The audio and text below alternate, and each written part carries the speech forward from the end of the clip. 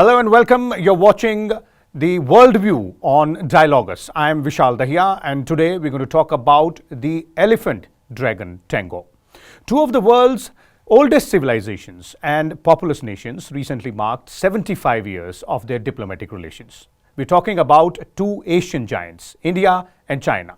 Both countries have had love-hate relationship all along this journey. From the days of Hindi Chini Bhai Bhai, followed by 1962 war, to skirmishes in Doklam, the standoff at LOC conflict, all this is one side of the complex relationship between the two nations. Cooperation in terms of robust economic engagement and shared global interest is equally significant in this relationship. Despite fundamental differences in political and economic models, India-China bilateral relations holds immense value in geopolitical and economic terms. Now, in this show, we will analyze how can the elephant-dragon tango work in rapidly evolving global landscape, or will it really work? For more on this, we're joined by two distinguished experts. Let me first introduce them to you, beginning with the retired Major General Dhruv C, Katoch, who is also the Director of India Foundation, and former Ambassador Suresh K is also joining us. Welcome, both of you gentlemen, to the Worldview here. Let me begin with you, General Katoch, and let me begin by asking the tough question here first to set the ball rolling. And the question is, when we're talking about the elephant-dragon tango, or the dragon-elephant tango, which China would like to term it like that, as the Chinese president has also mentioned it in his message to the Indian president. The big question, and the most important one here is, will it really work? Thank you, Vishal. Vishal, fundamentally, I don't think this tango with China is going to work. That is my view. And it revolves on one very simple fact, the word trust. I think there is such a severe trust deficit, both as far as the Indian people and polity is concerned with respect to China, and as far as Chinese polity is concerned with respect to India. I don't think the Chinese people are distrustful of. That's the impression I got in my maiden visit to China a few years back. But as far as the policy makers within China, the Chinese Communist Party, there is a very serious trust deficit on their side. And of course, on our side, both from the side of the people of India and on the part of our political establishments, regardless of which establishment it is. So unless that trust deficit is overcome, you can have sort of a relationship. You can say, okay, the economy will grow. But beyond that, I don't think it's going to happen. The second thing which I want to flag on the table is, when we're looking at India, our strategic interests converge with the United States and Western Europe as far as the Indo-Pacific is concerned. They converge with Russia and certain other continental countries as far as the continental shelf is concerned. But with both the continental shelf and the maritime, we have a divergence of interest with the Chinese people, with the Chinese party. So we are neighbors ever since China annexed Tibet. Since that time, we became neighbors. And I think the hostility has started from that time. This hostility will remain. It is a question of how low can we keep it. It is not a question of can we get rid of it. I don't think so. But can we exist with this hostility and still carry on? I think that is going to be, in my view, the diplomatic challenge. And not in any sense of having a friendship with China the way we have it with the United States, say. There are a lot of conflicting interests with the United States, but we know how to get around them. We know how to work with the US because on the maritime domain, our interests coincide. On the continental shelf, we have a total divergence of views. Yet we carry on. With the Chinese, that yet we carry on business is going to be a bit difficult. I'm not saying it is impossible, but I think we'll have to live with the fact that India and China, there will always be that trust deficit in the relationship, which will be an impediment to making very strong ties. Okay, so you're saying it's difficult, although you're leaving some room out there by saying that it is not improbable, and perhaps we'll look at all those angles as well, try and pick on those specific threads which you mentioned about. But before that, let me bring in Ambassador Suresh Goel here as well. Ambassador Goel, what's your viewpoint on this overarching theme of elephant dragon or dragon elephant tango? Do you concur with what General Katoch is saying, that it is difficult, it might not work? Have you ever seen two elephants dancing with each other? Have you ever seen two whales dancing with each other? I think essentially talking about the dragon and elephant having a tango is a kind of a theme which looks very attractive and very, very romantic, but it doesn't work in the real world. So I'm going to start from a different perspective. What I'm going to start really with is what kind of a relationship can India and China have? Because it's we are there. I mean, we cannot really rule out others' existence. We are there, so we have to work with each other. How do we work with each other? That's the way I will really look at it. Not in terms of really an excellent kind of a romantic bilateral relationship of a husband and wife or dragon and elephant, but working relationship, unavoidable. Let me put it this way. Both China and India have a very, very historic notion of their own grand place in the global world, in the global map. China, civilizationally, has been one of the most important countries, strategically, economically, politically. India has been there. At one time, we contributed more than 50% of the global GDP. So we have this notion of grand status that we have, both India and China. Therefore, a sense of rivalry is natural. India and China will always be rivals for the global stage. They are not going to be really friends with each other, but they're not going to be working against each other all the time. It will depend upon where they are and what they are. That brings me to really, if you leave the bilateral context apart, where we will be always rivals for influence, for strategic placing, and for the trade, defense, etc., power, overall power. If you look at globally, historically, we have come together when we are working on the global stage in certain areas which affect us in a common manner. Climate, WTO. We work together. We work together so very well in the climate negotiations till Quetta, and then basically the divergence came in. Therefore, I will look at India and China working together in the areas of common global interest. And that now brings me to the last point I'm going to make here. If we notice, this dragon-elephant dance has suddenly become very prominent in Chinese language.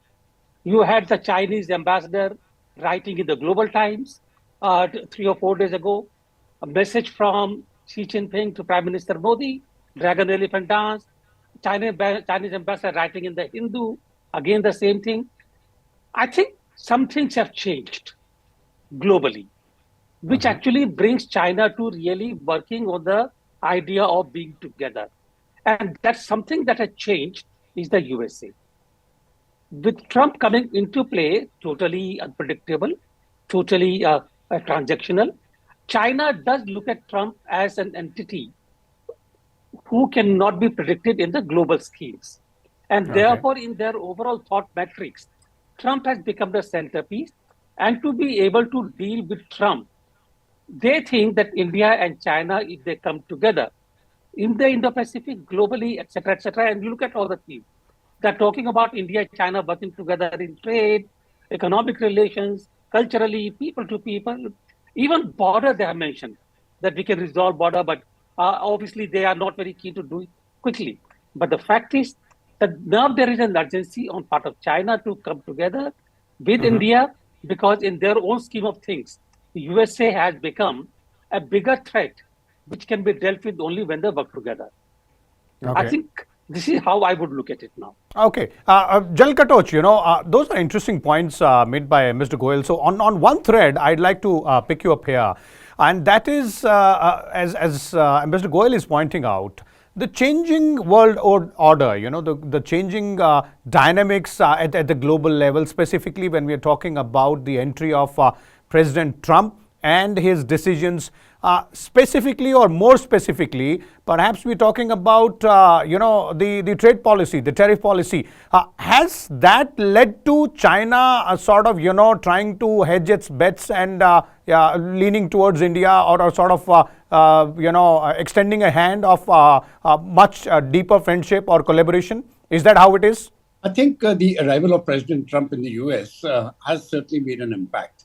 More importantly, it is the way the US public is now seeing the Republicans. And the Trump's natural successor, if you look at it that way, is the Vice President J.D. Vance. And his views echo President Trump's views. So you see that the entire American establishment, I would use the word establishment, not just Trump, the entire group has got a particular worldview. And that worldview, I don't think China is very comfortable with. As far as India is concerned, I personally am quite comfortable with that worldview. But there are many countries which are not. And certainly, even in India, you will have one set of opinion which is very uncomfortable with what President Trump is doing. So the discomfort in China vis-a-vis President Trump and his policies is at a very high scale. That's what you're saying. Yes, that is at a much higher scale, but in India, it is not to that extent. That is where I think the difference lies. Number two, as far as India is concerned, you see, the United States is on the other side of the continent.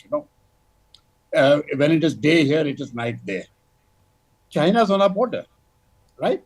And I think India and China could have had a very, very good relationship, and the elephant and the dragon could have actually danced, any dance, had Tibet be a free country.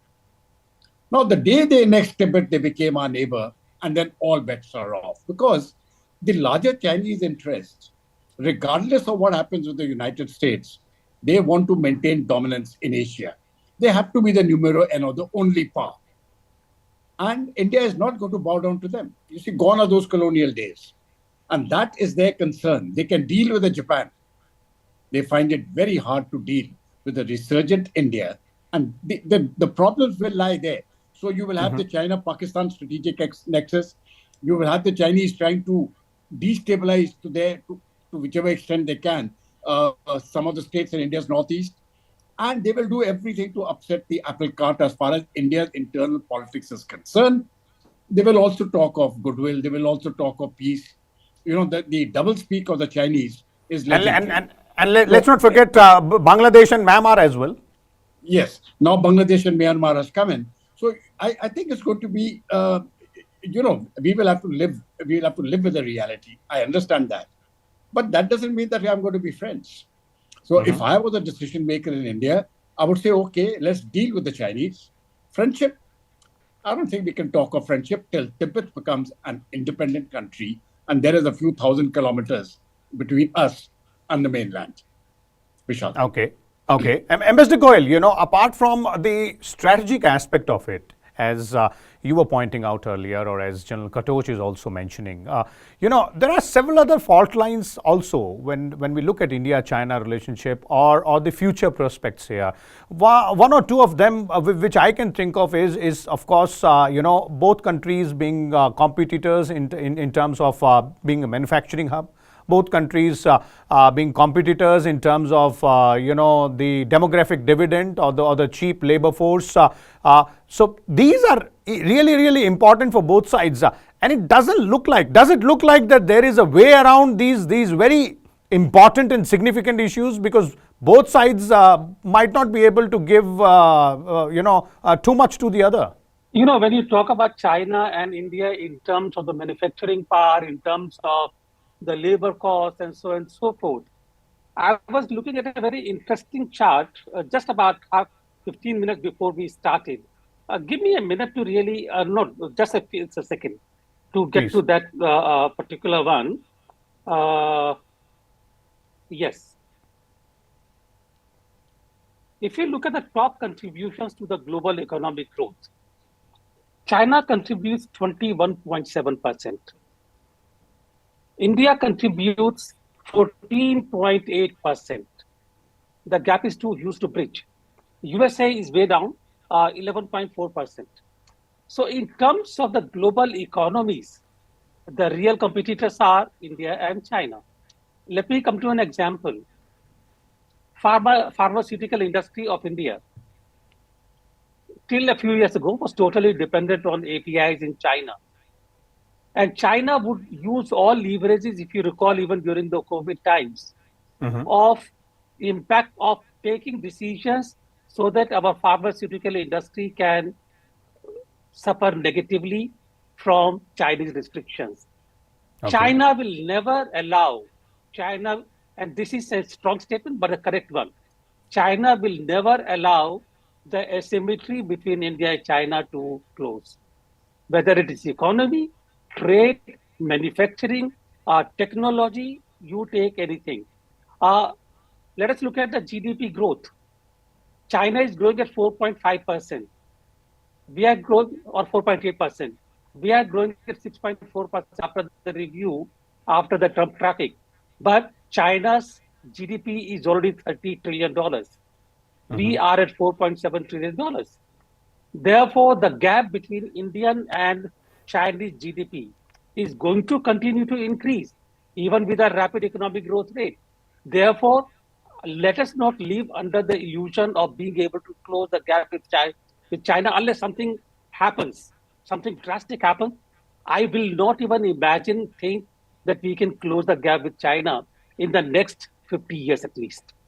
Okay. So we have to think of a strategy, not in terms of closing the gap or becoming a rival to China in the manufacturing. Today, our manufacturing indices keep on going down. We are focused on services, not on manufacturing.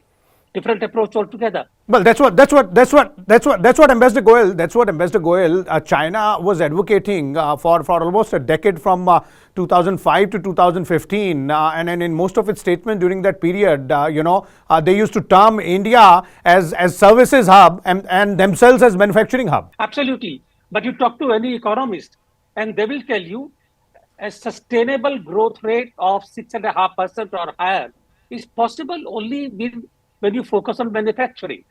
The jobs are created in manufacturing. Therefore, becoming a manufacturing hub, and I think India has woken up to the fact now. We are trying very hard to become the manufacturing hub, and hopefully American policies will help us in that direction. Okay. But it will take a long time. In the meantime, we have to think of different strategies to be able to succeed in that competition with China, not economically or trade-wise, but global power-wise, influence that we can do.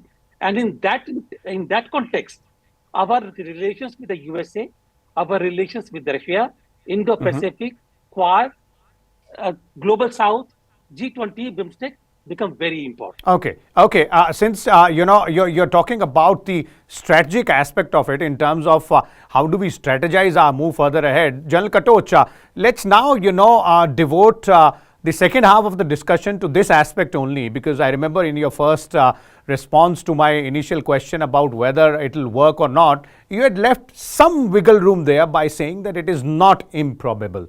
So if you could elaborate a little bit further on why do you think it is not improbable, and what is it that can be done despite all these pulls and pushes between both the countries, the conflict scenario on the borders, or sort of conflicting interests on various aspects, but still what are the areas which we can focus on, both sides, India and China? Vishal, I think China will be more amenable. One of the reasons why China is maintaining a safe distance, I will say, as far as India is concerned, is because militarily, on the key areas, we have the edge. You see, when we are looking at the high Himalayas, it is not a question of the total military power available with the Chinese. It is what they can bring over the Himalayas. That means basically over the Tibetan Plateau. And on the seas, when we are looking at the Indo-Pacific, the competition is between India and China in the Indian Ocean, not in the South China Sea. There, of course, we are not the players. In the Indian Ocean, where China is trying to come in. Now, as of now, we still have the edge. especially as far as the Tibetan plateau is concerned, in terms of air power or air capability. Now, the day the Chinese realize they have got the military edge, I think all bets are off. Because then they will be aiming for dominance. At the moment, the Chinese, India is of course quite amenable to talks, whether it's the United States or with China or with any other power. But we don't want to be bullied. Now, with China, they are quite prepared to talk with India so long as they don't have the upper edge militarily. But once they have the military edge, it's going to be all bets off. And my own view is that if China feels they can win the war, there will be a war. If they feel that the war will be stalemated or they will lose, they will desist from it. So basically, one of the things is, if you want good relations with China, be militarily strong. Otherwise, it will be a lopsided relationship. This is the fundamental to what I'm saying. Number two, I think so long as if the West, let me use the word West in the larger term of the United States, Canada, and Western Europe, if for some reason their policies get totally skewed against what we can call the Asian countries, then I think both India and China can actually tie up together as a counter and include Russia and Iran and West Asia also into that bet to say, okay, can we have an alternate economic model? But beyond that, I don't see anything much. And very frankly, I don't see this happening as of now for the simple reason that the trust deficit I spoke of in the beginning, that is not going to go away. And that can only go away if Tibet is a free country. That is my bottom line. Without Tibetan freedom, there can be no rapprochement per se, or no very great civilizational, we have links. But remember, even though we are old civilizations, the linkages between India and China were very restricted for thousands of years. You can say, okay, one Yuan Sang and one odd travelers came. But besides that, nothing much happened because the Himalayas were in between, you see. So now the mountains have been breached. That is not a concern. But the trust factor is there. We have a very viral territorial dispute, a border dispute with China. And the Chinese, even in my various interactions of the last few years with Chinese think tanks and scholars, I don't see any effort on their part to actually resolve this issue. As Ambassador Goel said, the Chinese are not keen to resolve it. They will always use it as a leverage. So, in my view, India simply needs to be economically and militarily strong to be able to work in equal terms with China, and China will respect that. But beyond that, I don't see anything happening. Vishal. Okay. Mr. Goel, do you agree with that part that, militarily and economically, both we will have to be strong? But also, since you've served in the region and all, diplomatically speaking, and in terms of projecting our own, India's own power on international forums, various, multilateral forums and all, are we doing enough to match China's step? Because China is moving in tandem there. Belt and Road Initiative, is one part of it, CPEC, which is known as. And now that we are looking at the BIMSTEC region or the South Asia region, when we talk about, are we matching that step, or do we need to do a little bit more, as General Katoch was pointing out, that we will have to be, if not one step ahead of China, then at least match their step? That's a very interesting question, Vishal. I mean, I must say that this is something that we need to focus on. And when I said earlier that we need to really see how we succeed in this kind of a competition with China, the contest, that's the only way to go about it. But before I go into this issue, let me just say one thing here. I'm not a military expert, and therefore I will not say with confidence, as General Katoch says, that we are militarily stronger than China, at least in our border regions.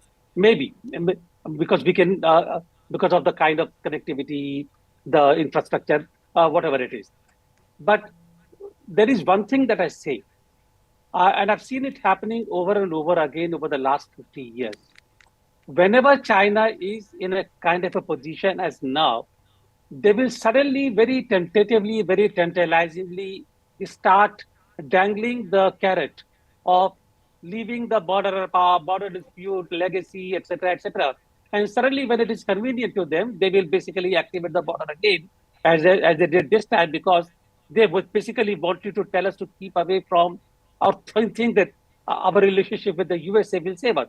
Therefore, I would say that on the continental border side, now that we know that China is anxious, and I'm using the word anxious rather deliberately now, to see and growth in relations, improvement in relations with India, we should focus on resolving the issue of the border. Because till the border remains uncertain, this is a problem. China will use it anytime it is convenient to them to create a problem for us. Number one. Number two, in the maritime space, China is coming up as a major power. General Dhruv Katoch mentioned Indian Ocean. It is emerging it's establishing bases in Maldives. It is establishing bases in Sri Lanka, everywhere. Therefore, maritime space we need to be careful about. And therefore, now I come to the diplomatic part of it, as you mentioned. Our greatest strength really is, and wherever I've served, in Africa or in Southeast Asia, many times people at the highest level in the government, ministers, prime ministers, have said, we know that we can trust India. We know that India will never engage in military conflict in the region. But, Ambassador, we also need investments. We need money. We need trade. We need economy. We need them to come and develop our infrastructure here. Can India do that for us, please? And then I turn back to India and I find that even when we promise, our delivery is so tardy that I cannot. I remember one case where all they wanted us was to build. They were hosting the Southeast Asian game, and all they wanted India was to build up a roundabout of flowers and all that to make it look attractive. We didn't respond. Low investment, we didn't respond. So that is one place, and that is where our connections with the countries in the neighborhood, immediate neighborhood, Southeast Asian neighborhood, Africa. I mentioned these before. I mentioned BIMSTEC. I mentioned G20. I have mentioned the Global South. They are important platforms for India to extend its influence in a very cost-effective manner to the countries who are with India already. Okay. And I think if we build up this political power, we will be really much a happier position. Yes. Okay, so we'll have to build up, the political power, the diplomatic goodwill as well, and we'll have to keep working on that, as you're pointing out. Last question to both of you gentlemen, and this emanates from the summary of what both of you pointed out in terms of various aspects of this complex relationship, and the question which we are trying to answer here, that will elephant dragon tango work? Is it safe to say, and I'll start with you, General Katoch, is it safe to say that India and China, that is the elephant and dragon, can coexist as cooperating competitors? I think there is a possibility that both India and China can, coexist. But there will be challenges, because once all other challenges are over, China will still see dominance. And even while this cooperation is going on between India and China, the Chinese will still seek dominance. They want to be the sole superpower by the time they have reached their 100th year in 2050. By 2050 is the target date, or 2049 is the target date they have set for themselves. Now, India has also set a date for itself by 2047 to be a developed country. And inherently, there are contradictions between what both the big powers, both India and China desire. So I don't think that element of competition can be taken away. It is going to be there. Can we actually work and avoid conflict? The challenge is there. That is the only challenge. Can we avoid conflict? Accepting the fact that we are going to be rivals, and very bitter rivals, that too. So within that ambit, I think it is possible. Fundamentally, it requires India to be strong militarily and diplomatically to be able to pull its weight. Only then will China respect you. Otherwise, the Chinese, they will ride rough shod on any power they feel they can do it with. They don't do it with the US, they are cautious. They won't do it with India, they are cautious. But if they can, they will. And that, I think, is the challenge, to remain strong, to remain relevant, And if you're strong and you're relevant, then there will be peace. Vishal. Okay, so avoiding conflicts is one of the ways in maintaining the military supremacy, at least when we're talking about the northern region, because we can't wish away the fact that China is our immediate neighbor out there. And Mr. Goel, in diplomatic terms, when we are talking about coexistence of, competitive neighbors, and can they cooperate as well?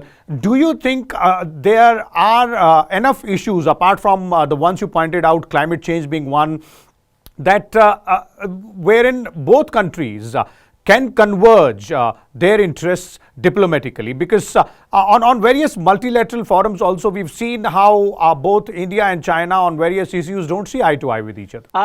When we use a metaphor of dance, tango, they will tango very uncomfortably, very in a very kind of hideous manner, trampling over each other's feet.